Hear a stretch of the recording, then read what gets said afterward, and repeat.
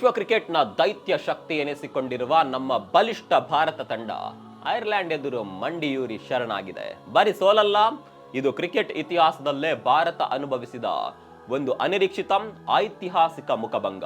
T20 ಜಗತ್ತಿನ ವಿಶ್ವ ಚಾಂಪಿಯನ್ನರು cricket ಜಗತ್ತಿನ ಶಿಶುಗಳ ಎದುರು ಹೀನಾಯವಾಗಿ ಸೋತಿದ್ದಾರೆ. ಅದು ಕೂಡ ಐರ್ಲೆಂಡ್ ನ ಫುಲ್ ಟೀಮ್ ಈ ಮ್ಯಾಚ್ ಅನ್ನ ಆಡಿಯೇ ಇರಲಿಲ್ಲ.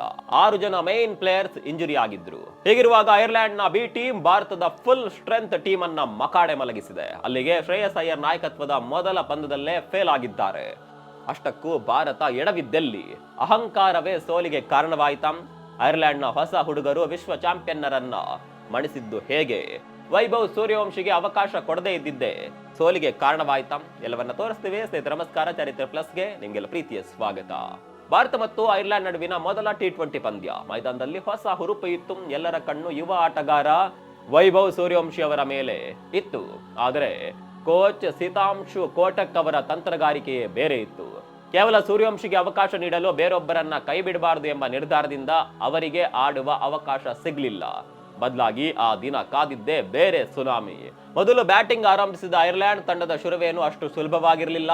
ಆರಂಭದಲ್ಲೇ ಟಿಮ್ ಟೆಕ್ಟರ್ ಮೊದಲ ಓವರ್ನಲ್ಲಿ ಒಂದು ಸಿಕ್ಸರ್ ಬಾರಿಸಿದ್ರೆ, ರಾಸ್ ಎಡೈರ್ ಎರಡನೇ ಓವರ್ನಲ್ಲಿ ಸತತ ಬೌಂಡ್ರಿಗಳ ಸುರಿಮಳೆಗೈದ್ರು. ಆದ್ರೆ ನಮ್ಮ ಹರ್ಷಿತ್ ರಾಣಾ ಸುಮ್ಮನೆ ಕೂರಲಿಲ್ಲ. ಅದೇ ಓವರ್ನಲ್ಲಿ ಎಡೈರ್ ಅವರನ್ನು ಔಟ್ ಮಾಡುವ ಮೂಲಕ ಐರ್ಲೆಂಡ್ಗೆ ಮೊದಲ ಶಾಕ್ ಕೊಟ್ಟರು.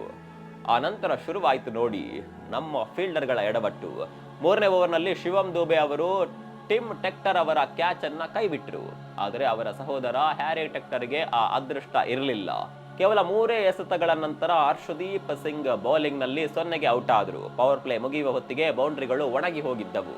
ಐರ್ಲೆಂಡ್ ಕೇವಲ 36 ರನ್ಗಳಿಗೆ 3 ವಿಕೆಟ್ ಕಳೆದುಕೊಂಡು ಒದ್ದಾಡ್ತಾ ಇತ್ತು. ಒಂದ್ ಕಡೆ ಅಯ್ಯೋ ಇಷ್ಟೇನೆ ಇವ್ರ ಕತೆ, ಟೀಮ್ ಇಂಡಿಯಾ ಇವರನ್ನ ಆರಾಮವಾಗಿ ಸೋಲಿಸುತ್ತೆ ಅಂತ ನಾವೆಲ್ಲ ಟಿವಿ ಮುಂದೆ ಕೂತು ಅಂದ್ಕೊಳ್ತಾ ಇದ್ವಿ. ಆದ್ರೆ ಮುಂದೆ ಕಮ್ ಬ್ಯಾಕ್ ಮಾಡ್ತಾರೆ ನೋಡಿ ಐರ್ಲೆಂಡ್ ನ ಹುಡುಗರು. ಆರಂಭಿಕ ಆಘಾತದ ನಂತರ ಐರ್ಲೆಂಡ್ ನಾಯಕ ಟಕರ್ ಹಾಗೂ ಗ್ಯಾರೆತ್ ಡೆಲಾನಿ ಜೊತೆಯಾಗ್ತಾರೆ. ಇವರಿಬ್ಬರ ಜೊತೆಯಾಟ ಹೇಗಿತ್ತು ಗೊತ್ತಾ? ಅಕ್ಷರಶಃ ಸಿಡಿಮದ್ದಿನಂತೆ. ಆರಂಭದಲ್ಲಿ ನಿಧಾನವಾಗಿ ರನ್ ಪೇರಿಸಿದ ಈ ಜೋಡಿ 13ನೇ ಓವರ್ನಿಂದ ತಮ್ಮ ಅಸಲಿ ಆಟ ಶುರು ಮಾಡ್ತಾರೆ. 11ನೇ ಓವರ್ನಲ್ಲಿ ಅಭಿಷೇಕ್ ಶರ್ಮಾ ಅವರು ಡೆಲಾನಿ ಅವರ ಒಂದು ಸುಲಭ ಕ್ಯಾಚ್ ಅನ್ನ ಕೈಬಿಟ್ರು.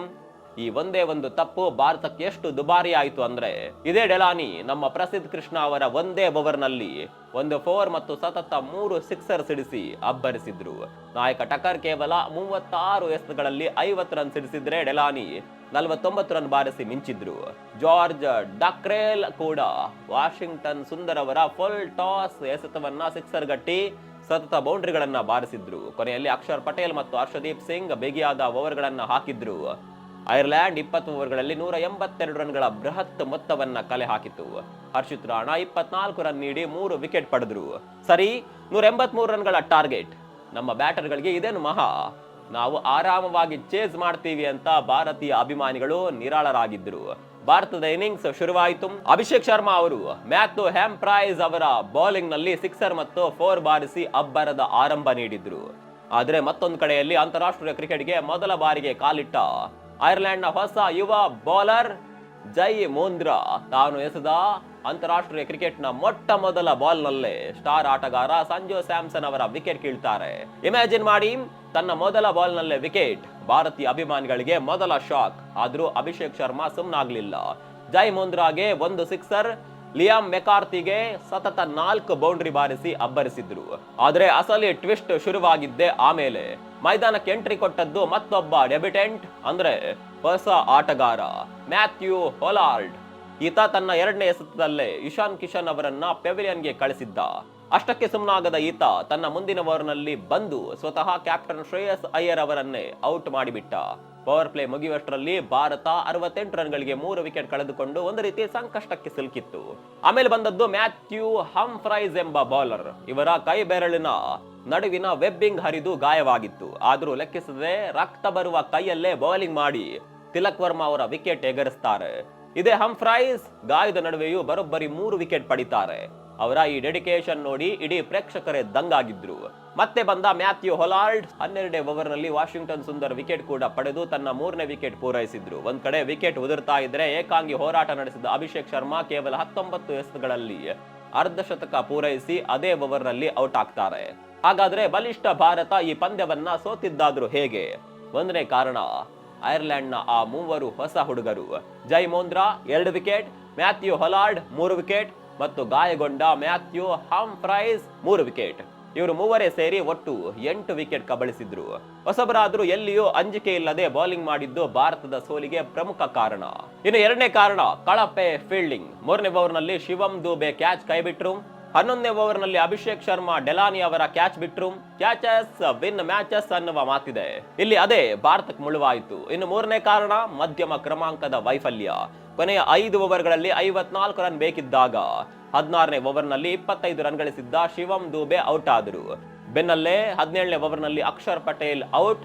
18ನೇ ಓವರ್ನಲ್ಲಿ ಹರ್ಷಿತ್ ರಾಣಾ ಸಿಕ್ಸರ್ ಬಾರಿಸಿದ್ರು. ಹ್ಯಾರಿ ಟೆಕ್ಟರ್ ಕ್ಯಾಚ್ ಬಿಟ್ಟ ಜೀವದಾನ ಲಾಭ ಪಡೆಯದೆ ಮುಂದಿನ ಎಸೆತದಲ್ಲೇ ಔಟ್ ಆದ್ರು. ಹರ್ಷದೀಪ್ ಸಿಂಗ್ ಕೂಡ ಕ್ಯಾಚ್ ನೀಡಿ ನಿರ್ಗಮಿಸಿದ್ರು. ಭಾರತ ಕೇವಲ 148 ರನ್ಗಳಿಗೆ ಆಲ್ ಔಟ್ ಆಗಿ 34 ರನ್ಗಳ ಹೀನಾಯ ಸೋಲು ಅನುಭವಿಸಿತು.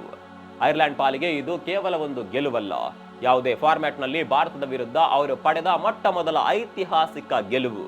ಬಲಿಷ್ಠ ಭಾರತವನ್ನ ಮಣಿಸಿದ ಈ ಕ್ಷಣವನ್ನ ಐರ್ಲೆಂಡ್ ಆಟಗಾರರು ತಮ್ಮ ಜೀವಮಾನವಿಡೀ ನೆನಪಿಟ್ಕೊಳ್ತಾರೆ. ಆದರೆ ನಾಯಕ ಶ್ರೇಯಸ್ ಅಯ್ಯರ್ ಅವರ T20 ಕ್ಯಾಪ್ಟನ್ಸಿ ಭಾರಿ ಮುಖಭಂಗದೊಂದಿಗೆ ಶುರುವಾಗಿದೆ. ನಾವು ಯಾವುದನ್ನು ಲಘುವಾಗಿ ಪರಿಗಣಿಸುವಂತಿಲ್ಲ ಅಂತ ಸ್ವತಃ ಶ್ರೇಯಸ್ ಅಯ್ಯರ್ ಅವರೇ ಸೋಲಿನ ನಂತರ ಹೇಳಿದ್ದಾರೆ. ಇದು T20ಯ ಹೊಸ ಸೈಕಲ್. ಮುಂದಿನ ಪಂದ್ಯಗಳಲ್ಲಿ ಭಾರತ ಕಂಬ್ಯಾಕ್ ಮಾಡುತ್ತಾ ಈ ಸೋಲಿನ ಸೇಡು ತೀರಿಸಿಕೊಳ್ಳುತ್ತಾ ಕಾದು ನೋಡಬೇಕು. ಮೈದಾನದಲ್ಲಿ ಅಹಂಕಾರ ಕೆಲಸ ಮಾಡಲ್ಲ. ಯಾರು ಚೆನ್ನಾಗಿ ಆಡ್ತಾರೋ ಅವರೇ ಕಿಂಗ್ ಅನ್ನೋದಕ್ಕೆ ಇದೇ ಸಾಕ್ಷಿ. ನಿಮ್ ಪ್ರಕಾರ ಭಾರತದ ಈ ಸೋಲಿಗೆ ಕಾರಣ ಏನು? ಕಾಮೆಂಟ್ ಮಾಡಿ.